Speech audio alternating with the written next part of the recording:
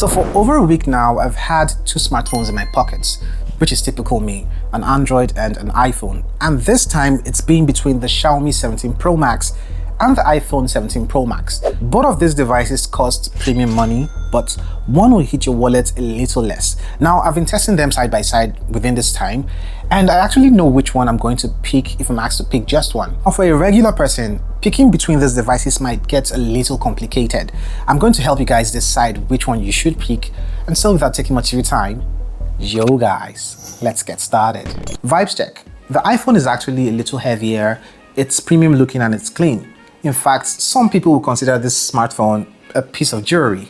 Now, the Xiaomi 17 Pro Max is actually like the iPhone, but a little more futuristic. I mean, there's this rear display, which is an absolute game changer. This display is not a gimmick because you can take selfies with the main camera using this display as your rear viewfinder. That alone flips this comparison for some people. Now, fun fact, there's this thing that keeps happening to me every time I use the Xiaomi device. Because these smartphones look alike, I keep ending up trying to increase or reduce the volume on the wrong side of the smartphone, and that's because it feels like I'm holding and using the Xiaomi 17 Pro Max. Also, the iPhone 17 Pro Max feels a little more fragile if you ask me.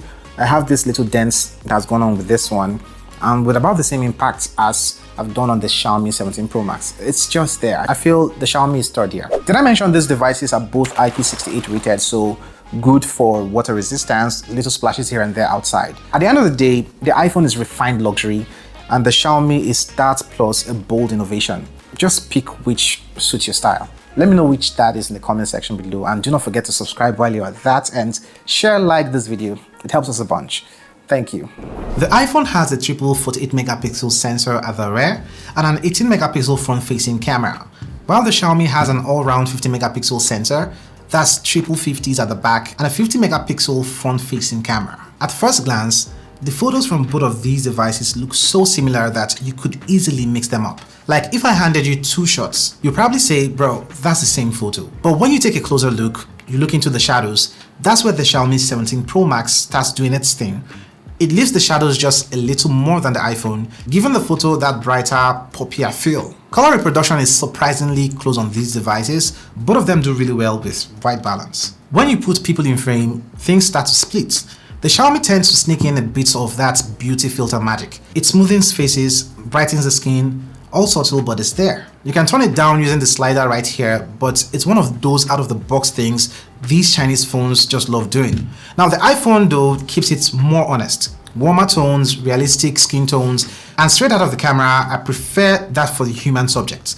No need to mess with styles or filters. Now, Xiaomi does give you options. You know, you have the filters, beauty sliders, vibrant and authentic modes, and I keep mine on authentic because I like my skin looking like skin. Still, the Xiaomi photos are more vibrant. Now, when there's color in the shots, clothes, backgrounds, even the sky, it turns the saturation knob just a bit higher than what you get on the iPhone. So yeah, if you love that punchy social media ready look, you love what the Xiaomi has to offer. Now, if you're more of a natural tone person, then the iPhone is your friend. Where the iPhone won me over would be in its portrait mode at 2x. The separation from background is clean on both devices, but the iPhone's tone just hits differently. It's warmer and more finished. But here's something I didn't expect. Shooting directly into sunlight, the Xiaomi actually handled flares better. Same time, same frame, and the iPhone struggled a bit with light control. So that's a win for the Xiaomi right here.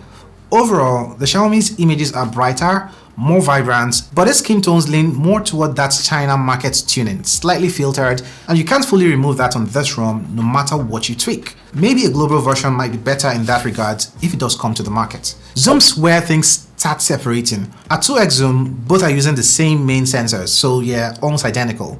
But once you move past that to say 5x, Xiaomi starts flexing. Colors boost, contrast deepens, and you can tell it's doing more computational photography work behind the scenes. Then at 10x, it's no contest. The iPhone looks soft, like it's trying its best, while the Xiaomi stays sharp and crisp. Details in text, signs, or builders are clearer on the Xiaomi every single time. So for the zoom shots, I mean, it's Xiaomi all day. Now this one really surprised me. I thought I'd see a bigger difference in ultra-wide, but even the ultra-wide shots look very close. When you crop in though, Xiaomi keeps a little more texture and micro detail. It's a small win, but a win nonetheless. Moving over to the selfies, the color balance and white tones for me are better on the iPhone. It looks more natural and less pinkish or magenta-ish. if that's a word. But, and that's a big but, the Xiaomi 17 Pro Max has this little trick, and that changes the game for it. You can flip this phone around and use the main rear cameras for your selfies while using the back display as your viewfinder. So now you're getting full main camera quality selfies. The depth, the detail, the bokeh, it's all insane. Once you do that, every other selfie camera starts to look like a toy. So while I prefer iPhone's color accuracy for the front camera, the Xiaomi's rear camera selfie setup absolutely wins for creativity and the quality for the selfies. Now for the videos, both are really good, but they have different personalities. The iPhone footage is smoother, less jitter when walking, better stabilization, and the color science on skin tones look more natural. It gives you that calm cinematic vibe Apple is known for. Now, if you want more detail while shooting videos, then you can go with the 8K 30fps resolution on the Xiaomi, which isn't on the iPhone. You get 4K 30fps. The Xiaomi's video though is more vibrant straight out of the camera. It has punchier colors and brighter scenes. And now that takes me to the microphones on these devices. They sound so much better on the Xiaomi, fuller, richer, and has this more presence. The iPhone sounds flatter and lower in comparison. Now back to the skin tones. The skin tones on Xiaomi can sometimes drift towards that pink or magenta like I mentioned earlier, and I think that's something about regional tuning. But the image itself is sharp and lively. So if you want true to life, greater looking video, then go with the iPhone. By the way, you have the log feature on the iPhone, which you don't have that support for on this Xiaomi device. Remember the ProRes RAW on the iPhone for video, you can't get that here. So for photos, I'm going with the Xiaomi any day, anytime, especially for the rare selfie thing. But when it comes to some serious video work on a smartphone, then I'm going with the iPhone. So you've seen the specs and design differences, and here's something crucial most people forget when switching between ecosystems and these devices. Moving from iPhone to Android or vice versa used to be a nightmare. Your photos, WhatsApp chats, contacts, all stuck on the old phone. I've been there spending hours trying to transfer everything manually, especially for someone like me who tests devices. And that's why I've been using Wondershare Mobile Trans. It's genuinely the fastest way I've found to move everything between these phones personally, especially when jumping between iOS and Android. And here's what makes it different. You simply connect these smartphones, select what you want to transfer, and hit start.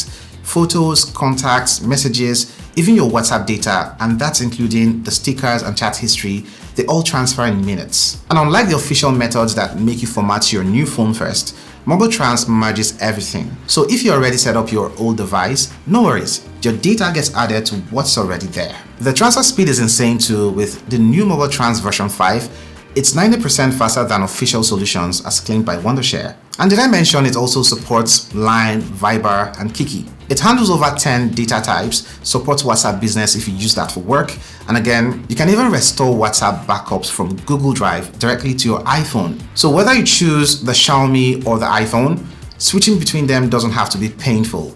I'll drop the download link in the description box below. They're running a promotion right now, go check it out. Alright, let's get back to the video. Both of these smartphones have massive AMOLED displays, which are 6.9 inches in size, and they look really gorgeous. Now, the major difference in terms of the displays here would be the level of brightness you get from both of them. You're getting a 3500 nits of peak brightness on the Xiaomi and 3000 nits on the iPhone 17 Pro Max. As far as color reproduction, these are really identical that you can't tell them apart. The only time you begin to tell them apart is when you boost the saturation, the vibrance on the Xiaomi from the display settings, meaning you can push this device to look a little exaggerated from the display settings, something you don't find on the iPhone. So you have a lot of customization with the display on the Xiaomi. Now, did I mention under direct sunlight, the better display to use would be the Xiaomi. Now, this doesn't mean the iPhone has bad displays outside. This is 3000 nits, which is 1000 nits over what we got from the iPhone 16 Pro Max last year, which was 2000 nits. So both displays are really usable outdoors. So at the end of the day, if you want overly saturated or exaggerated punchy colors, you can achieve that with the Xiaomi. But if you want a neutral looking color, then go with the iPhone and with less customization. Additional points can go to the Xiaomi for the fact that you have a rear display, which you can use as a viewfinder for taking selfies with the main camera. You can also get notifications from your smartphones on this display. You can control your music using this display. You can also play video games using a specific case that triggers that feature on the smartphone. This display out here has 3500 nits of peak brightness, a little over 2 inches in size, and also 120 hertz. Basically the same kind of display you get on the front. That's what you get at this back here. So in terms of display, generally the Xiaomi wins in this category. Now let's talk about raw power, because both of these devices are actually beasts.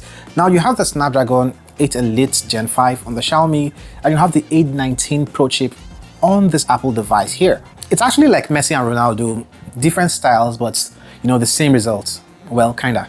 The iPhone is basically all about smooth control, no stutters, no lags, no wait, let me reload this app. It's just solid all through. Even with exporting 4K footage, this smartphone doesn't flinch. The Xiaomi, on the other hand, actually feels like it's showing off. A really cool chipset, which is great at multitasking, and actually for raw numbers, it beats the A19 Pro chip on the iPhone. Gaming is cooler and rendering video is actually fast. It doesn't care how many apps you have in the background. This smartphone would handle them. But there's something I noticed having used these devices for this time frame. The iPhone is actually more efficient. Power management on this thing is really cool. Well, I'll talk more about that in the battery section. So what really sets these smartphones apart would be the software experience with these devices. You're getting iOS 26 on the iPhone and HyperOS from Xiaomi, HyperOS 3 on the Xiaomi device. Now, these OSs actually really look alike. The major difference between these devices would be the liquid glass UI you find on the iPhone. Otherwise, you can see that Xiaomi has a lot of its inspiration from Apple. The icons, the weather app, and even the notification pane all look alike. You can see both of these devices also have the dynamic island, which users can interact with when you're playing your music or media on these devices. The truth is, if you love tinkering and customization, then the Xiaomi is your device to pick because it's Android. But if you want something that's already done for you, something that's more straight to the point and polished, the iPhone 17 Pro Max. So Xiaomi gives you a 7500 mAh battery with a 100 watts charging brick and inside the box. That charges this smartphone from 0 to 75% in 30 minutes and to 100% in less than 50 minutes. Now the iPhone does 100% in an hour and 20 minutes. Now on this iPhone, you have a 58 mAh battery, and with the efficient A19 Pro chipset on this device, you're getting a whole day of use with this smartphone. I got about the same experience in terms of the battery life with these two smartphones, and that's so wild when you compare a 7500 mAh battery against 5000. Some Apple sorcery. For the battery life, I would say it's about a tie, especially when you have the eSIM variant, but when it comes to charging speeds, Xiaomi takes the lead. Also, you get the charger within the box. And then there's the price.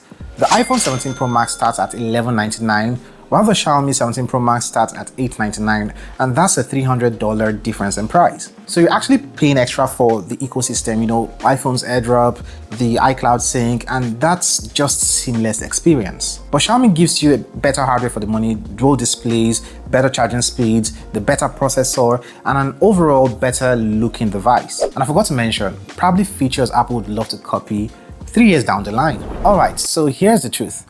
If you shoot a lot of videos, you vlog, you want natural skin tones, and you want the best video camera on a smartphone right now, then the iPhone is actually the gold standard when it comes to these kind of things. You get even additional features like ProRes RAW and log recording on the smartphone. But if you want more features, creativity, zoom, a better display, an additional display at the back here to get your selfie photos, a better photo camera overall, and also to save some cash to buy something extra, then the Xiaomi is the better pick. It's a no-brainer. Both of these devices are incredible, and the major reason you'd want to get the iPhone would be if you're stuck in the ecosystem or you want the best video camera. Otherwise, the Xiaomi 17 Pro Max is the better value for money. Anyway, if I'm to pick one of these devices, I definitely would go with the Xiaomi 17 Pro Max because I do not take a lot of videos with my smartphones. I usually will have a smaller camera to make videos outside of vlogs. This is the better device, better value for money in my opinion, and the photos are great. Let me know which you pick in the comment section below, and also check out where I compare these devices